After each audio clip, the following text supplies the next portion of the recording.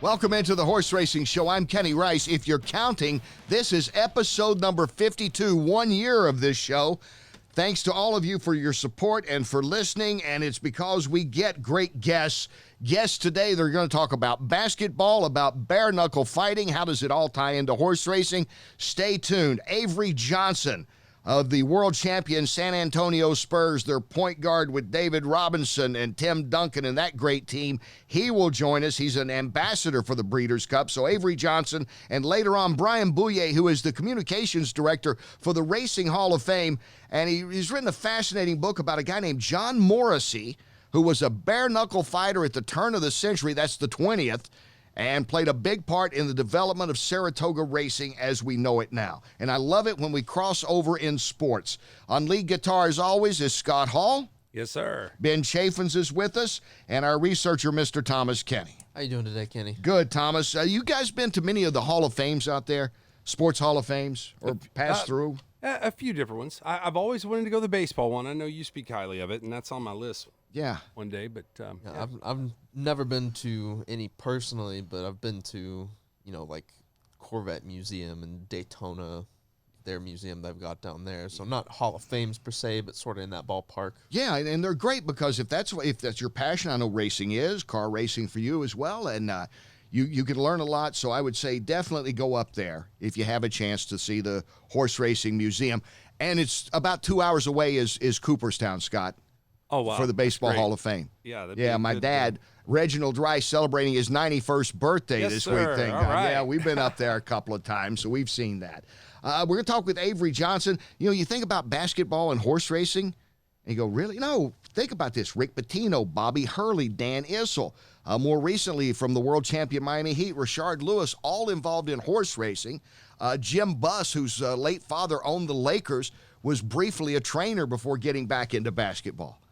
Did you know that? All this, I had no idea. We got hoops and horses. Eddie Olczyk only thinks it's hockey and horses. See, I got to get Eddie back on here, my friend Eddie, to talk about this.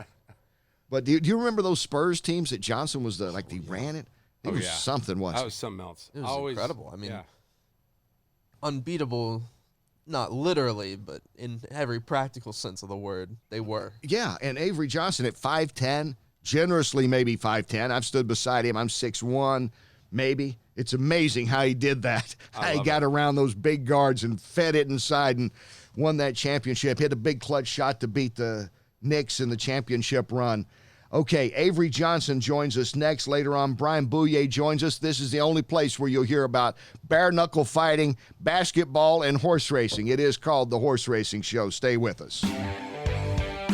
And welcome back to The Horse Racing Show. I'm Kenny Rice. Thank you for tuning in. A show that's downloaded in over 22 countries now. I have been wanting to get this gentleman on the show. I've been a big fan of his for years as a player and as a coach, and he's a horse racing aficionado. I've run into him at the Derby at Saratoga, most recently at the Breeders' Cup. 16-year NBA veteran, champion with the Spurs. He is Avery Johnson. Avery, thanks for being on.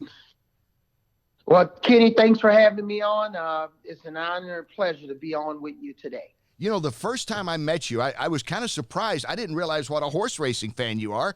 And I'm looking over and I go, hey, there's one of my favorite all-time point guards, Avery Johnson. Wonder why he's here. And then I found out this is second nature to you, horse racing. It is.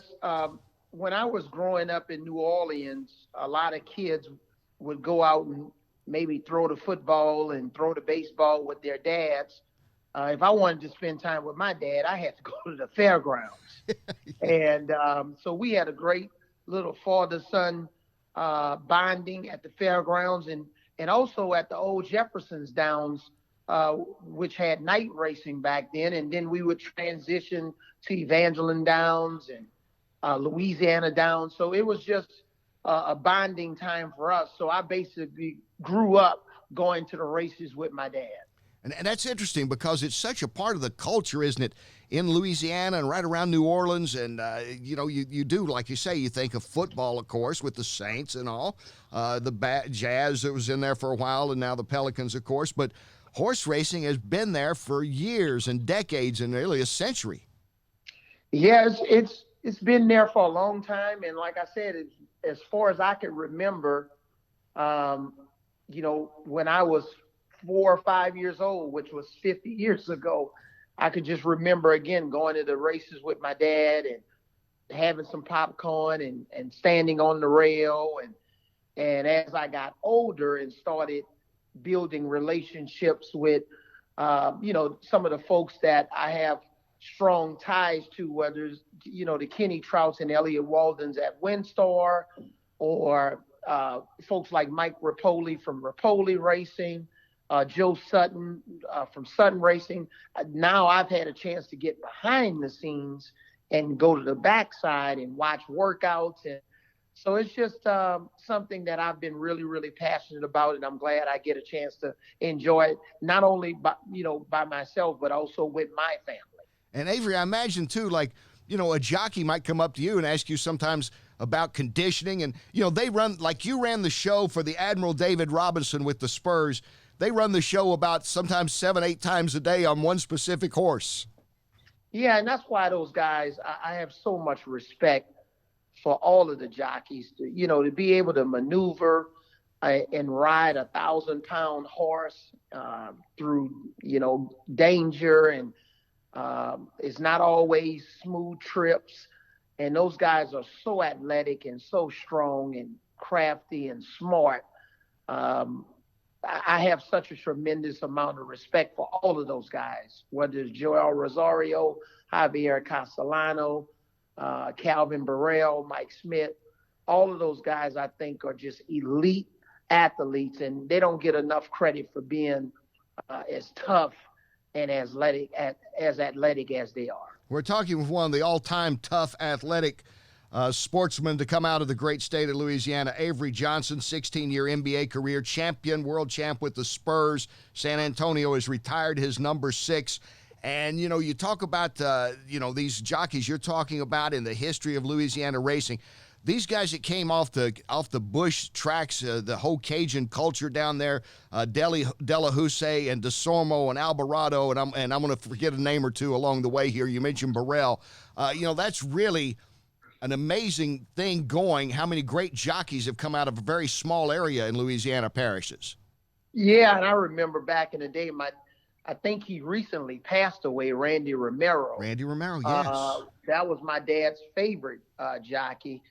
And, the trainers like Jack Van Berg and Frankie Brothers and all of those guys. So Louisiana definitely has produced some top-notch trainer. I think Joe Talamo's from Louisiana. And yeah, we had Joe on a couple of weeks ago, yeah. Yeah, he's been riding a lot on the California circuit at Santa Anita and Del Mar. But, a lot of talented young jockeys have come off the farms and the ranches and the back boonies of Louisiana and really have made a terrific life for themselves and their families. Is there any feeling you get like when you're standing in the paddock before the Breeders' Cup Classic or you're there before the Kentucky Derby?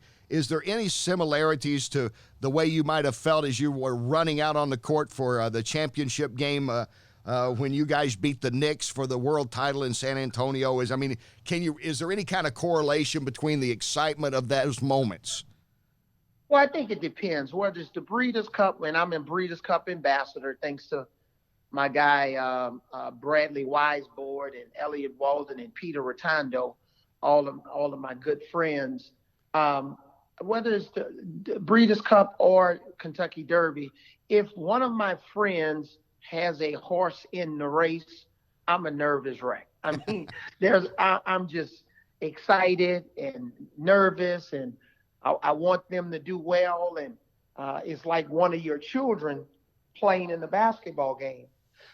But when I don't have any rooting interest in the race, then I'm there just enjoying it, just like a fan, enjoying the beauty and pageantry of everything that's involved with it. And, you got the thrill of victory for some owners and trainers and jockeys and fans, and the agony of defeat for others. So I'm just enjoying and taking it all in.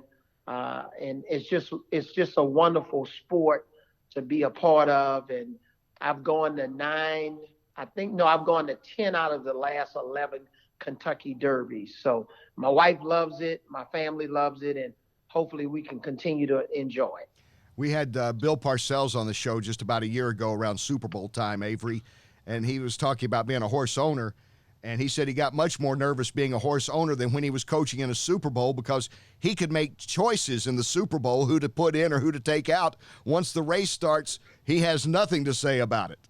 Yeah, you don't really have any control. Horse racing is a different kind of sport, and obviously, you lose a whole lot more than you win.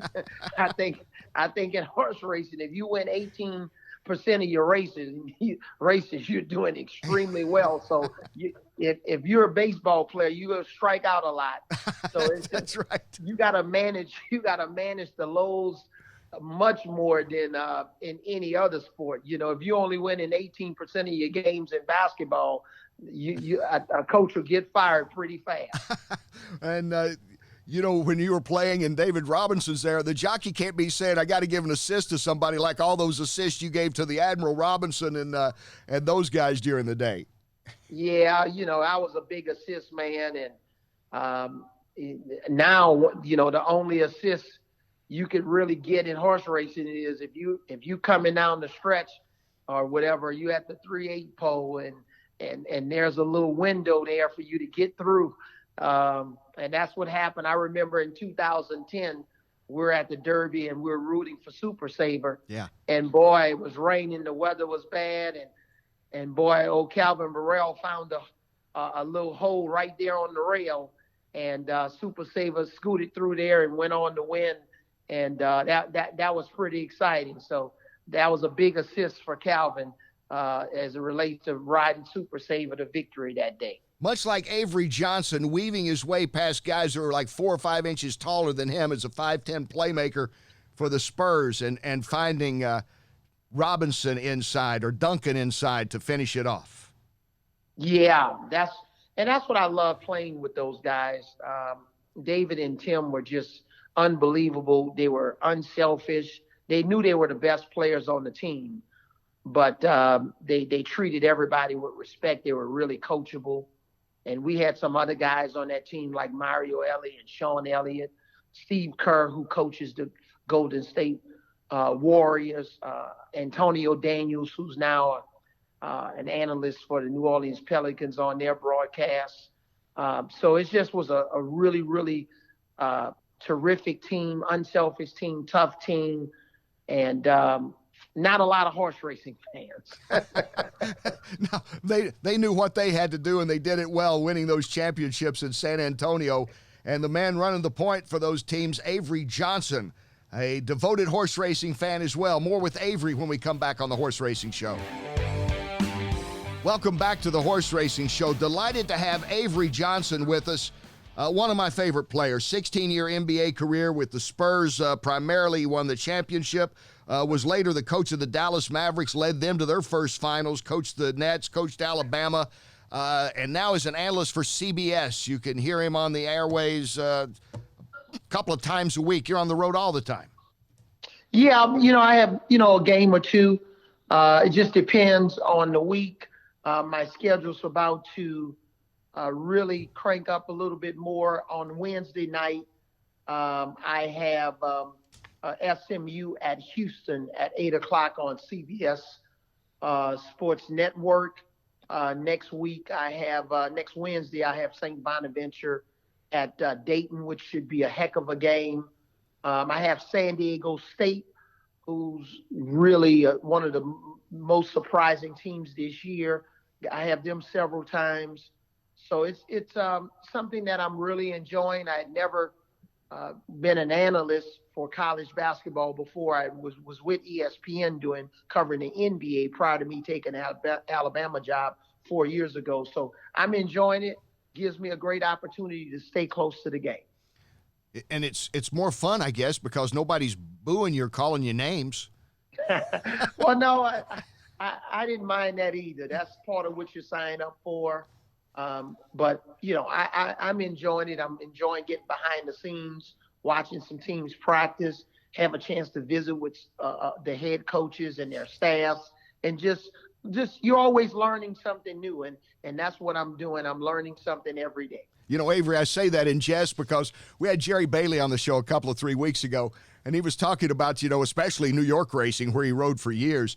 So you have to have a thick skin because he said a lot of times I rode a 5-1 shot. That was really a 5-1 shot, but they'd bet me down to 5-2, and then it was my fault if the 5-1 shot that should have been legitimate 5-1 lost the race. So it's that way with coaching, isn't it? Everybody in the stands knows exactly what play you should run at that time until you win the game. Yeah, everybody knows it, whether it's the fans, your family, especially now with social media. So I've been in situations before where, you know, you were a big favorite and you get upset and you're walking off the court and the fans are not happy. But you know, I think with horse races, sometimes they can be even closer to the game because, you know, obviously you're not in an arena, but you're at a track. So jockeys have to have tough skin. Trainers have to have tough skin. I've been down there on the track before when you know, I've seen a 1-9 shot lose and the fans go crazy. Oh, yeah. All those bridge jumpers that bet a lot of money for them to show. You figure it's a lock and they didn't even hit the board. Yeah. So it's that's the one thing about horse racing. You know, fans are really, really passionate. But what I love also is the passion that I see on the backside, Kenny. Yeah. All of the hot walkers and the groomsmen and the people that don't make a lot of money, you know, and they're back there working with the horses every day and taking care of these beautiful, beautiful animals and caring for them. And a lot of those folks don't get enough attention. And let me just say one thing. That's why I love the Race for Grace chaplaincy event that we have on at Churchill Downs every Monday, the Monday before the Kentucky Derby. Mm-hmm. It's a big fundraiser, Race for Grace chaplaincy program. That's what I love because what they do is support a lot of those folks on the backside that you just don't see. Talking with Avery Johnson, 16-year NBA career, of course, was a champion with the Spurs. If you go to the Spurs arena, number 6 is hanging in the rafters. They retired Avery's number. He's also an ambassador for the Breeders' Cup, and as he mentioned, involved in the chaplaincy program that's at Churchill Downs. With all this involvement in horse racing, how many horses have they talked you into buying? No, I'm just a fan. I have been a part of a syndicate before and owned a small piece, but I'm just a fan. I love going. My family loves to go. It's a way for us to get our children who are 27 and 24 together for a couple of days. I love spending my time just at Windstar Farm in Lexington. It's such a beautiful, beautiful farm. Yeah. And Kenny Trout does and his staff, they all do a magnificent job. And you know, it's much easier to be a fan than to be an owner. Yeah, it is. Of course, you got some money to lose because that is, I think, the ultimate gamble to own a horse and and bless the people that do, but you got to pay the bills if they're winning every race or they're not even close to hitting the board. Yeah, that's a whole different story in terms of being an investor in the sport. But I'm glad that we have a lot of folks that are really, really passionate about it. They have some families that's been in horse racing for such a long time. I see them at all of my favorite tracks around the country, whether it's Del Mar, Santa Anita, Saratoga in the summertime. My girl Anna Saints from Fasig-Tipton. They have a terrific sale around that first or second Monday in August at Saratoga. So just a lot of great people that I've met that I like to spend time with at the races or just in our own private time. Now, I cannot have Avery Johnson on the show, one of the great point guards, without asking him a little bit about his take on the game today. And I don't want to be that guy that says, oh, remember when. But it seems like fundamentals are almost secondary with all the athleticism involved in watching the college games these days, Avery. And like pick and rolls, for example, it's almost like a foreign concept. And I still love the college game. I mean, I think it's still, a great game to watch. But so many guys, I don't know. Am I just missing something? Or is the game just more about running and shooting and forget everything else in between? Well, I just think the game has evolved. We're in a social media society now where it's basically style over substance. Kids that are playing today, they're not bad kids. And the kids that were playing college basketball when I played, we weren't all good kids. I just think it's a different time. Kids now want everything in terms of a microwave. Mm-hmm. I don't think the patience is there. It takes patience to work on fundamentals every single day. There's an emphasis on dunking more, and there's an emphasis on 3-point shooting. So I don't think passing is as celebrated as it used to be. And I think that's just a byproduct of the society we live in. But they're good kids.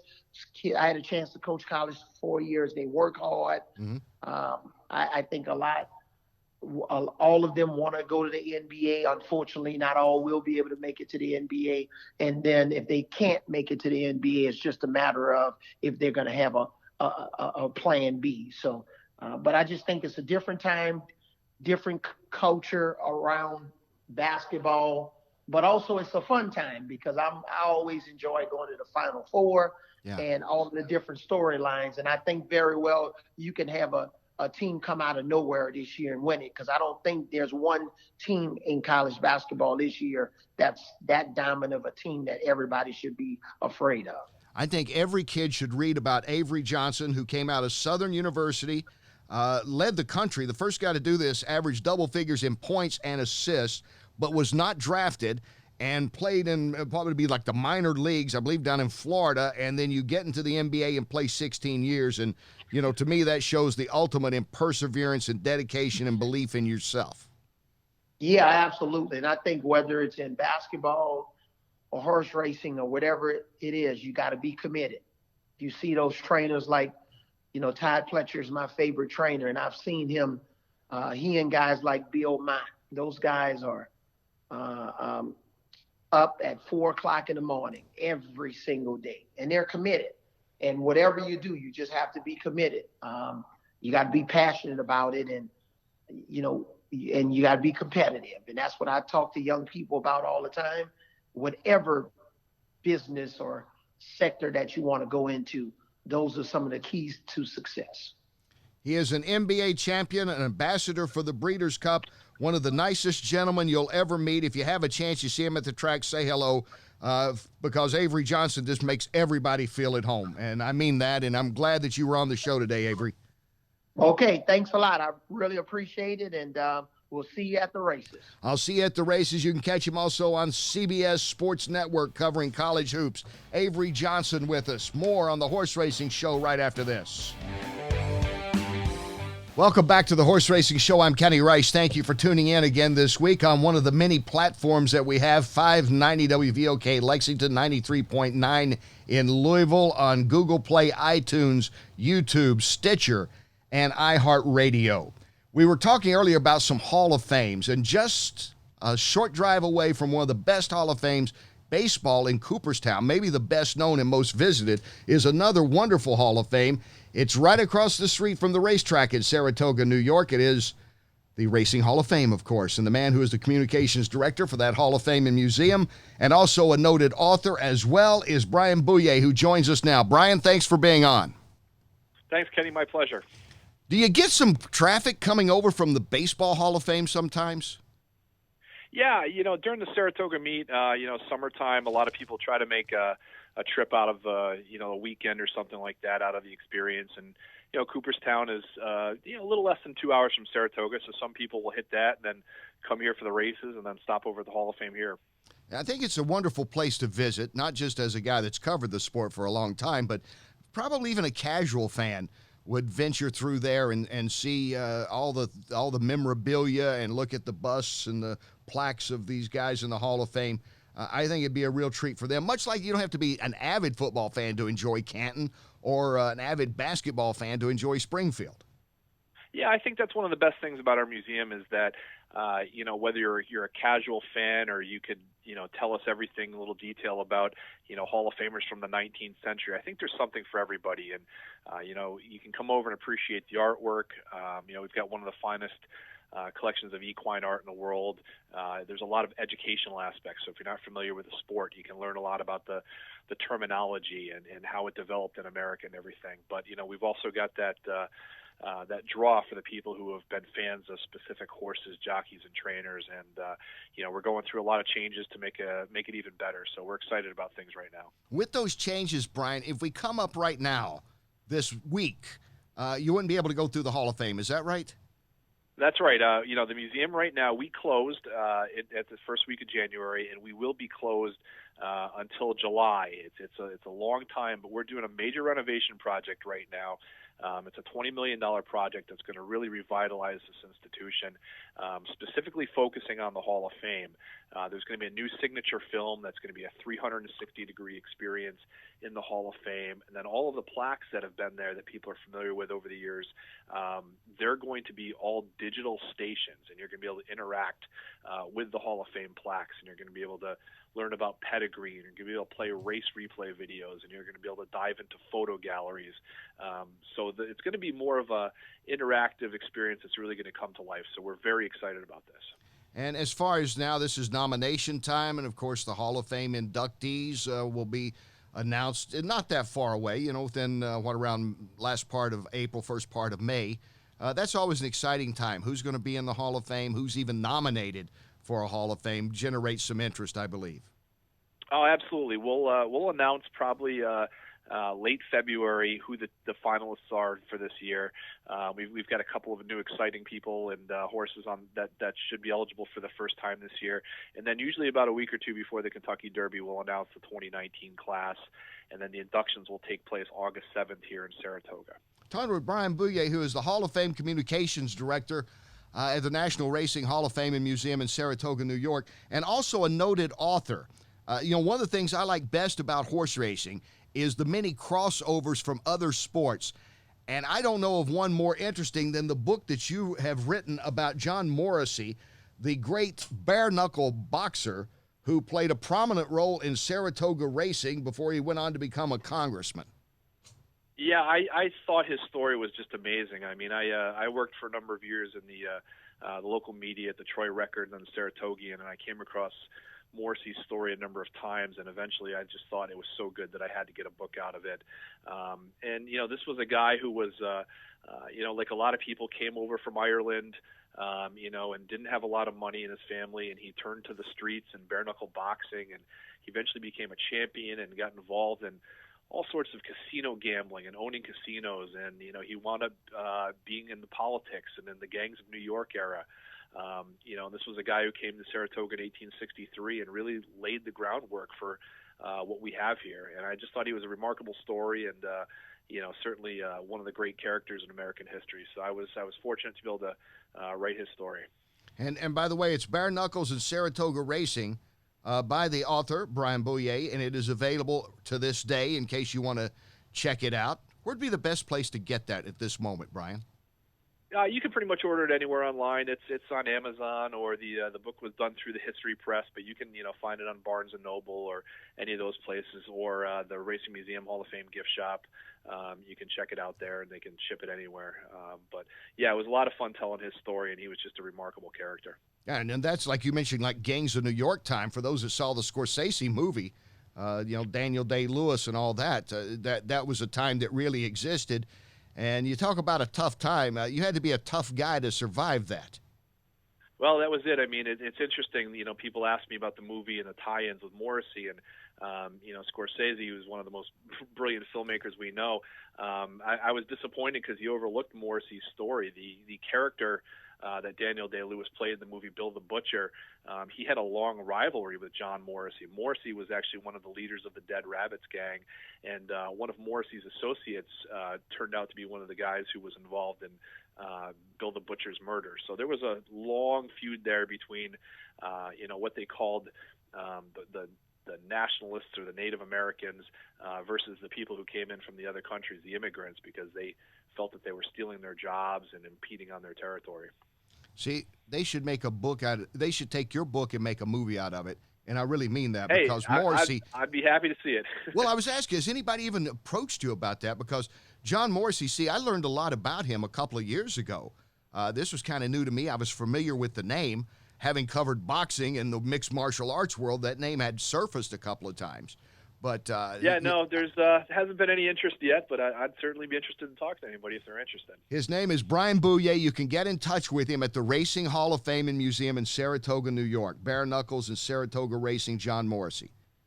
Get in touch with him, do the draft, do something that's not computer generated, a great human interest story. Did I do a pitch okay there? You got guys that fight and guys in horse racing. I don't know what else you need. Good. Yeah, can't argue with that. It's like Calvin Burrell and Javi Castellano all over again. Well, not quite.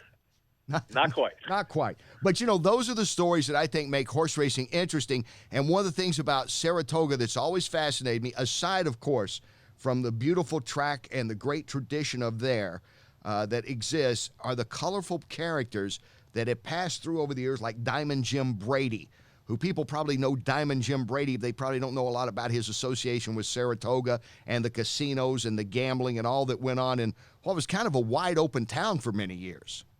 Yeah, it really was, and Morrissey was pretty much the architect of all of that. The casino that's in Congress Park, which is now the home to the Historical Society, was actually called the Clubhouse back in the 1870s, and Morrissey owned that, and he catered to all the high clientele of the area. But it was the Rockefellers and the Vanderbilts and people like that came. Ulysses Grant came to the casino. Mark Twain was there. But Morrissey was a very shrewd businessman, and he never allowed, amazingly enough, if you were from Saratoga, you could not go to his casino because he didn't want to get a bad reputation in town from kind of filling his pockets with the money of those in town. So he arranged with kind of the town fathers that he wouldn't allow these people in, but he would give money back to the city, and he paid for money for a lot of the hospitals and schools and churches and stuff like that. So Morrissey was probably, in my opinion, the most important person in the history of Saratoga. Wow. And they're a bare knuckle fighter that had a heart for the local people. Can't make a story like that up. You can't make a story like that. That shows that there was something about that era, wasn't there? Even among bare knuckle fighters, there was a gamesmanship almost. Yeah, I think one of the things we miss a little bit in the American sports scene today is something you call sportsmen, and guys like Morrissey and some of the early people at Saratoga, like Commodore Vanderbilt and Leonard Jerome and those guys, they were sportsmen, and you saw that later on with the Whitney family and the Phippses, and I think that's kind of something that is missing from the game a bit today.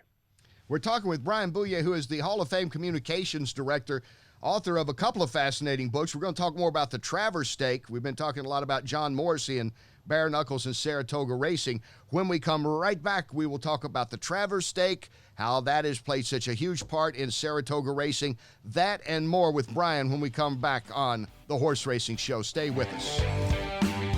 Welcome back to the Horse Racing Show. I'm Kenny Rice. Thank you for joining us. We're having a fascinating conversation about bare knuckle fighter John Morrissey, the impact he had on Saratoga Racecourse. I love these stories, and one of the guys that tell it best, he's an author, a journalist, as well as a communications director of the Hall of Fame in Saratoga, is Brien Bouyea, our guest here. Brien, you also have written another book, co-author of a book called Travers Stakes at 150, celebrating obviously that anniversary of the Midsummer Derby and the impact that it's had not just on Saratoga, but in all of racing, of course. Yeah, it was such a fun book to write, and it's amazing. I've never would have imagined myself having put out two books, but this is the second one I did in 3 years. And it's really like the stories sort of presented themselves to me. And last summer, the Travers had its 150th running, and it's the oldest stakes race for 3-year-olds in America. I mean, it predates the Derby and the Preakness and the Belmont, and it's got a history that I think is on par with those races. Man of War won that race. 20 grand. Native Dancer. I mean, it's a race that 23 of its winners are in the Hall of Fame, and it's just got such a great history. And it's the biggest race at what I think is the greatest track in the country. So I talked to Michael Veach, who's a longtime journalist in the sport, does a great job, and probably knows more about Saratoga history than anybody I've ever met. So we decided to partner on this, and we wanted to make it a year-by-year book and cover every one of the horses.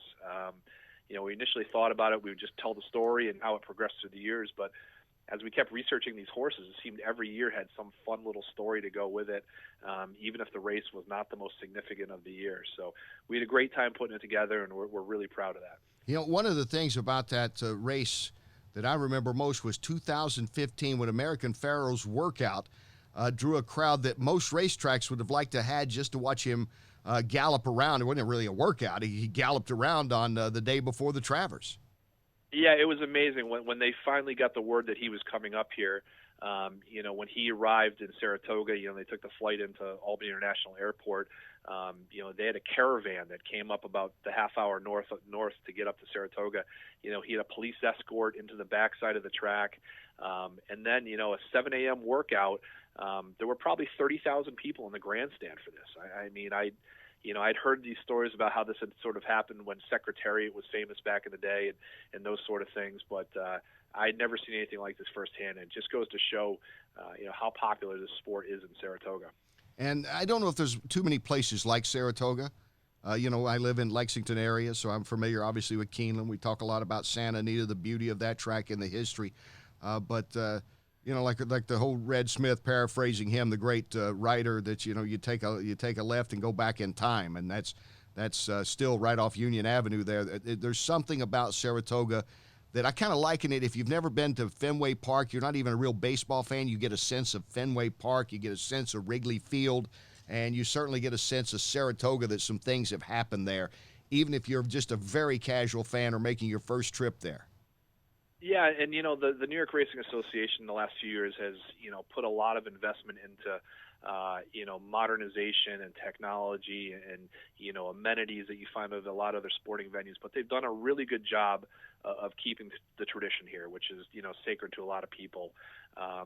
This is a track that a lot of people would come to in the 1950s and 60s, and if they were to come back now, they would see many of those same elements they saw 50, 60, 70 years ago. And when you've got a place that it's the place where Man of War was sold and lost the only race in his career, or you've seen upsets in all of his major races. It was the scene where Gallant Fox was beat by 100 to 1 shot in the Travers.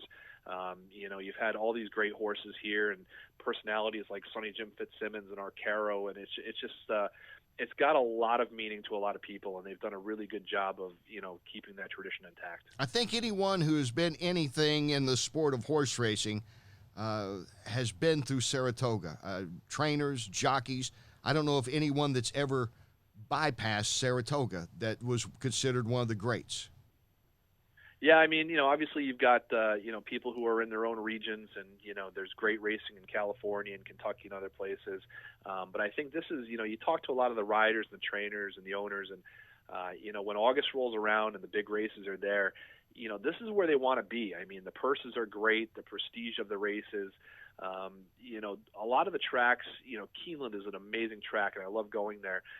But Saratoga's got a history that stretches back, probably about 70 years more than Keeneland does. And races like the Alabama and the Hopeful and the Schuylerville, they're just, you can set your calendar by when they appear on the schedule each summer, and they're part of, the tradition here, and it's such a big deal in town. Talking with Brien Bouyea, who is the Hall of Fame Communications Director at the National Hall of Fame and Racing Museum in Saratoga, New York. A fascinating place. I would certainly say put that on your list when you're planning a vacation. And if you go to Saratoga, walk across the street. If you're at the track, walk over and see it. Brien, we talked about some of the characters like Diamond Jim Brady and the bare knuckle fighting champion John Morrissey and the impact they've had on Saratoga. In the last year, one of the great ladies of horse racing passed, Mary Lou Whitney, and I know the impact she's had, not just on racing, but that whole Saratoga community during her time is one that will be felt for decades to come.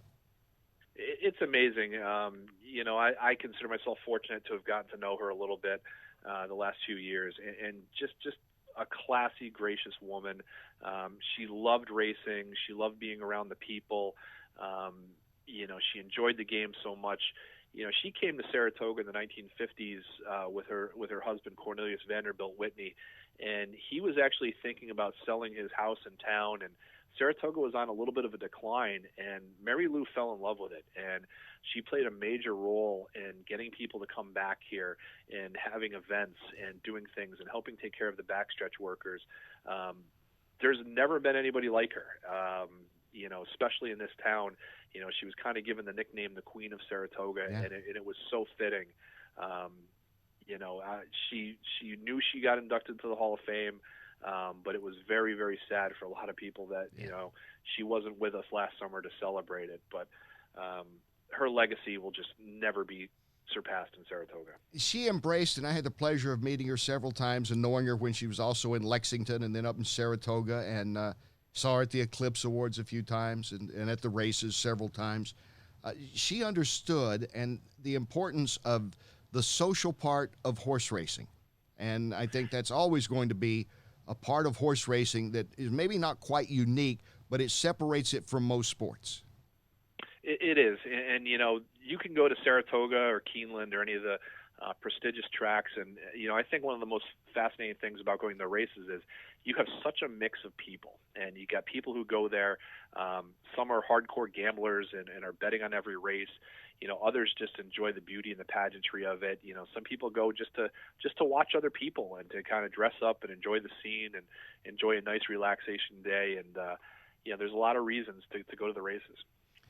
How many times do you get a chance to slide out and go to the races yourself? Oh, as often as I can. Once the season's going on, I try to at least go over for a few races a day. I'll take my lunch break over there, and I'm there just about every Saturday and Sunday during the meet. I wouldn't miss it. That's a great perk, isn't it, to slide across the street from the Hall of Fame and watch some races at Saratoga?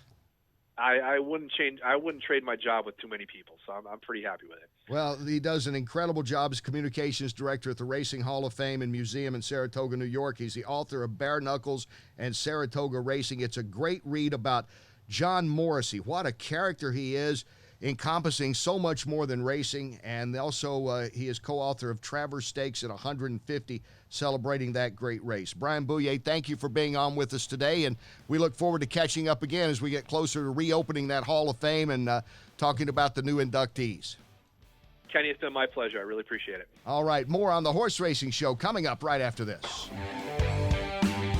Welcome back. Thank you for tuning into the Horse Racing Show. We're really happy that Avery Johnson and Brien Bouyea could spend some time with us. Avery's something else, isn't he? Grew up going to the racetrack in New Orleans there at the fairgrounds. Yeah, we talked about the old bush tracks with Joe Talamo last week. It's funny, like you said, how many great jockeys have come out of that area. And, and a great basketball player like Avery Johnson. I know the Manning family, not as tight in horse racing as Avery, but all the football Mannings, they've been out to the track. I've run into them at the Derby most years. And, Scott, there's something about that culture in New Orleans, in that area, about horse racing. They embrace it, and guys like Avery Johnson grow up with it. Oh, yeah. Heck yeah. It's amazing, too. And I'll tell you, on a side note, every one of those guys, too, I love talking to guys from down there about food. Every one of them, It could be debated, and down the road, we're going to try to get a couple of chefs on. Let's do it. It could be debated that the best food year in, year out is at the fairgrounds in New Orleans. I wouldn't doubt it at all. That's one of my favorite cities in the world to eat at. Yeah, you could just, you could just spend like a week down there and put on like 28 pounds. And I've done it.